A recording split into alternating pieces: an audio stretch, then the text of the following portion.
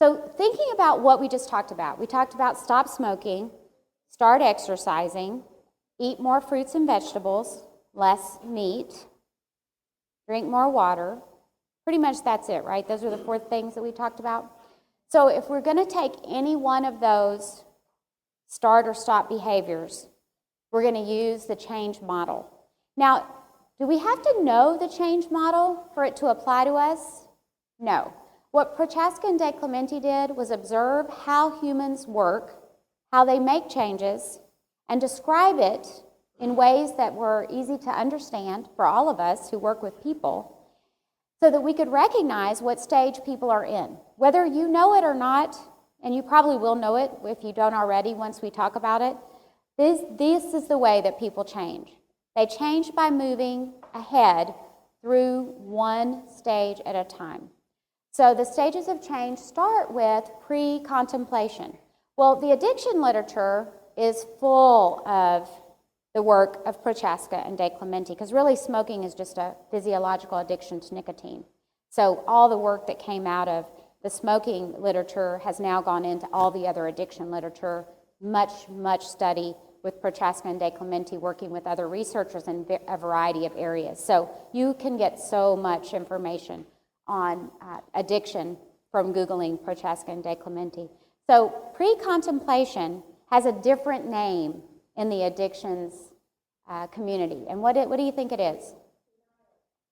Smarty pants, yes, denial. So pre-contemplation is when you don't even think that what you're doing is a problem. In pre-contemplation, we're dealing with people, this is kind of silly, but I bet you've seen this t-shirt. This is a person who is wearing a t-shirt that says, I don't have a drinking problem, I get drunk, I fall down, it's no problem. Have you seen it? You've seen it, right? Maybe I notice it because I've been a psychiatric nurse for 25 years of my life. So when I see something like that, I'm just like, I'm stunned. But I've seen it more than one time, and not just in New Orleans, in other places too. But it's the exact essence, I think, of the lived experience of pre-contemplation. Now, is this person's behavior a problem to other people? You betcha. But it's not a problem for them. And a lot of us, remember when I said, who wants to change some other people? They might be right here. What they're doing is not a problem to them. I could give you a million examples from my own 2 teenage children, but I won't. But there are lots of things that they do that are a problem for me, but not for them. Like not changing the cat box. Just one example, just one. Okay, so denial or not even thinking about change. So contemplation is wishful thinking. Wishful thinking. I wish I could quit smoking. I wish I could lose weight. I wish I could exercise. But. And the buts are legitimate, right? Smoking is an addiction to nicotine. Okay? Losing weight is all about a million little behavior changes that have to come together, right? And willpower is a form of mental energy. And all of us have a limited amount, right? And if we're using it for work and family rearing and socializing, there might not be that much left over for changing. So contemplation is wishful thinking. We wish we could change. We don't think we have the skills. We think it's too hard. We think we've tried before. We're afraid to try again. We don't want to fail. That's contemplation. I wish, but I don't know how to. Preparation, we're just going to call that right now the most forgotten step. It's one of the most important steps for success, but it's something people don't often do. Action is when somebody actually begins the change. So that's the first day without cigarettes. That's the first day on the treadmill. That's the first day with the water bottle. That's action. We all want to be in action. Maintenance is when we've succeeded in the action step for 6 months or more. And really, relapse is not part of the model. But how many of you have already quit smoking one time? Already started exercising one time? Already picked up the water bottle one time? Already, yeah. And in fact, with smoking, we know that the average smoker will make 12 quit attempts before successful lifetime maintenance. Okay? And that's enough to make people just say, forget it then, I'm just going to smoke. I'll just die young and be wrinkly. Okay? So relapse is not really part of the model, but we got to talk about it. So we're going to talk during this session about interventions for each stage and kind of how we can be a good influence. So we can use the Prochaska and De Clementi model of change to help people wherever they are. And so one of the first things that we need to be able to do is to recognize where people are in their situation. So I tried to give you some examples in the earlier time, and with the denial especially, it's a pretty easy one to pick out. So we're really looking at recognizing people probably in the first 3 stages, because people who are in action or maintenance are not waiting for us to influence them to do what they need to do. We're working with the first 3 groups. Pre-contemplation, denial, we address that in kind of broad community awareness types of ways. Usually you can't move an individual person from pre-contemplation to contemplation. You can't act on them to do it. So if you have a family member, for example, who maybe wants the smoker in the family to stop smoking, then an intervention to bring them out of denial might be just to leave a pamphlet on the coffee table that they might pick up and read about. So with pre-contemplation, we can do little things that will move them towards an awareness, but for adults especially, it really is something that has to come gradually from within them. We can't, just nag them into it. It doesn't work. But if we can get them to start thinking about changing by putting those little pamphlets around, or maybe by something that we do in a non-threatening, non-judgmental way, like we just stopped smoking, that always helps give a little message of awareness to them. Then they're in the contemplation stage.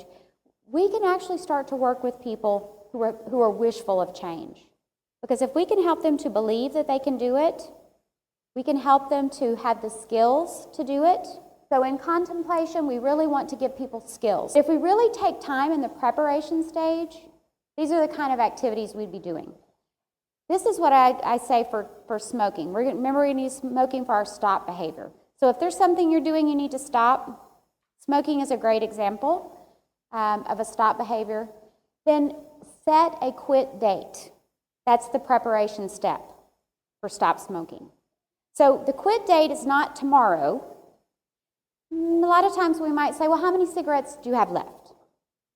Is that an appropriate time away? Well, if they have less than a pack, it's not enough time, okay? They need more time. So we're going to do a lot of work in preparation to give the action step a better chance of working.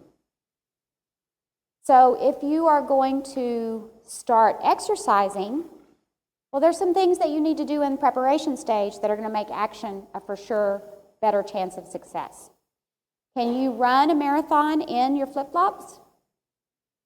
Well, people are running them barefoot now, so maybe, but probably not. You're probably going to need some running shoes, some running socks, some running clothes.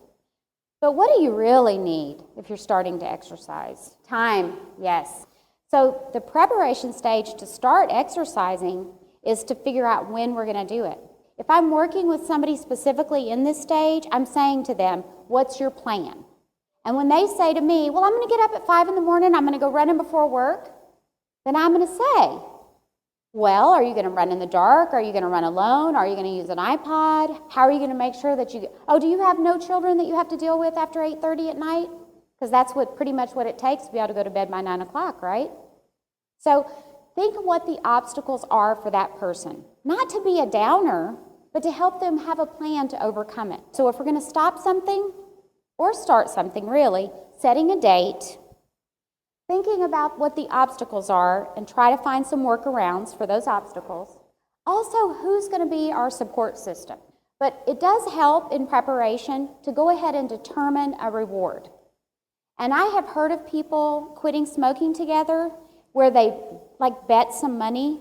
So it's kind of like a bet, but it's like whoever does it the longest is going to get the pool of money or whatever. You've seen this. So as you're thinking about preparation, rewards can be really, really helpful. The ideal thing is to have little intermittent rewards, and we try to not have them be food.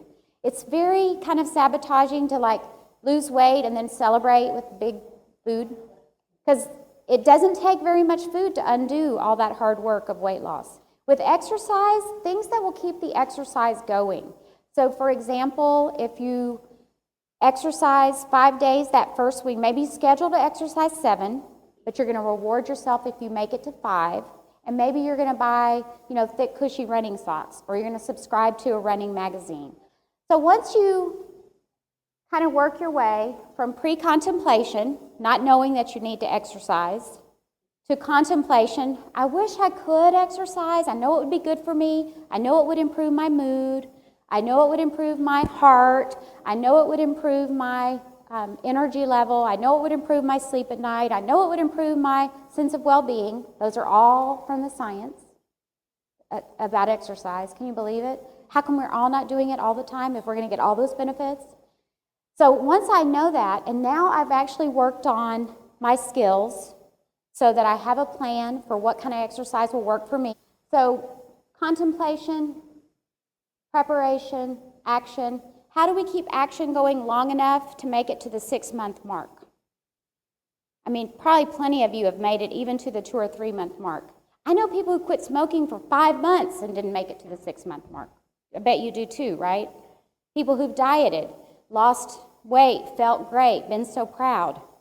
It only takes a few months, off of that to be right back. The sad thing is whatever it takes to lose weight is probably what it's going to take to keep it off, and who can do that for very long? That's why it's really better to pick something that's kind of healthy and moderate rather than extreme.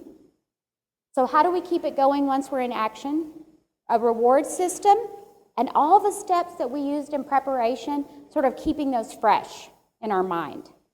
If we add a lot of fruits and vegetables to our diet, that's going to be an every single week planning challenge, isn't it? Because probably we're going to need to plan to bring our lunch to work full of lots of fresh fruits and vegetables. We're going to have to plan to have our dinners at home. It's hard to eat super healthy out in restaurants. The healthy choices are there. Every restaurant you could eat the healthiest thing in the whole wide world, but the temptation from the smells and the sights of all the other foods. Like, I am perfectly content with a 6-inch veggie sub unless I smell a Whataburger. Then it doesn't seem good to me anymore. Okay. Relapse. Relapse could be to any stage. Any stage. So I could relapse as a smoker, quit smoking, be quit for years, get deployed on a ship to the middle of nowhere, afraid I was going to die anyway, and start smoking again. I did that. Okay, so where did I relapse to? Probably contemplation. I did know better.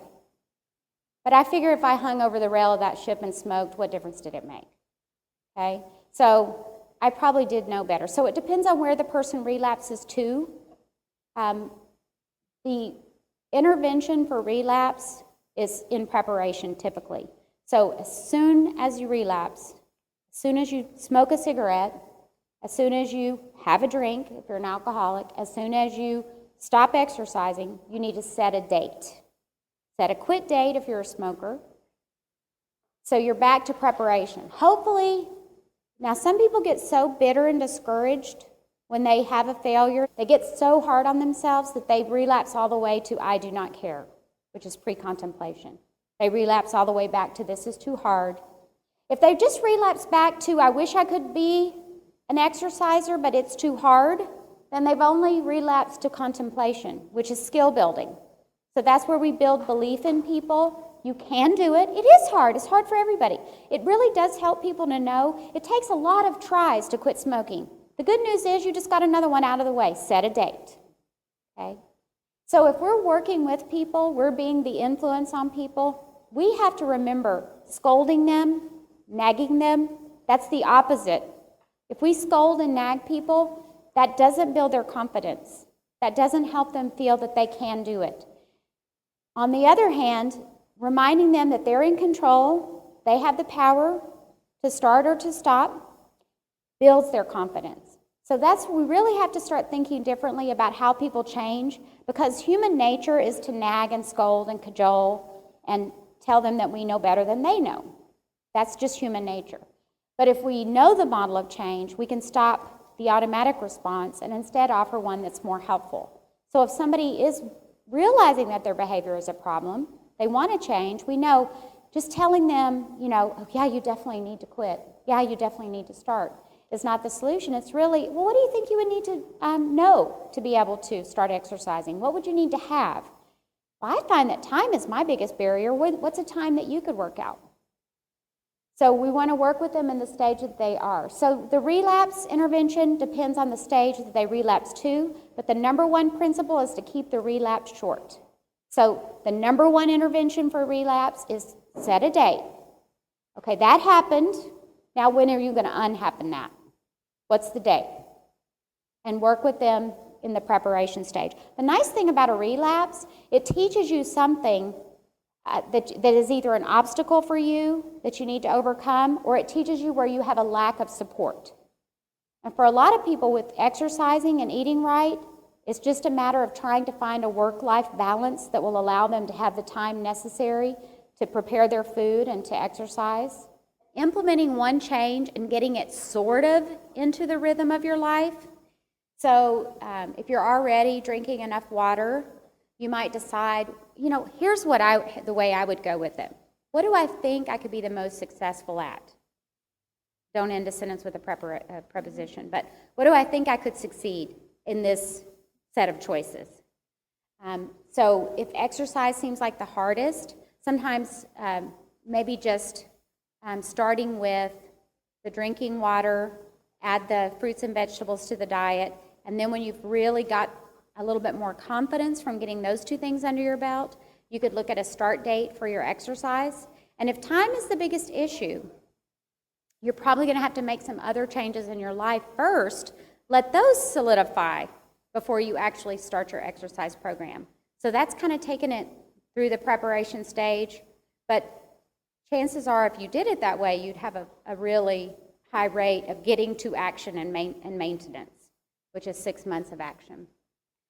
Our start behaviors, things that we add in, need rewards. And thank you for bringing up our stop behaviors need substitutes. So as you're doing preparation step, you can think about what's going to be my substitute, what's going to be my reward. Those have to be built in. And I find that people that can become more cognitively flexible through making changes tend to have a lot more success in all the areas of their life. It really doesn't make us better people and more successful people to be rigid. We all would like to be rigid and not have to face change, especially at work, for instance. In traffic, I just wish they wouldn't close the intersection right by my house. I've been through a lot of that. I would like it to be the same all the time, but it doesn't help us to grow and be better people to be cognitively rigid. And quite the opposite, it helps us to be cognitively flexible, and being able to change ourselves and support other people's change is a huge leap in growth in being cognitively flexible.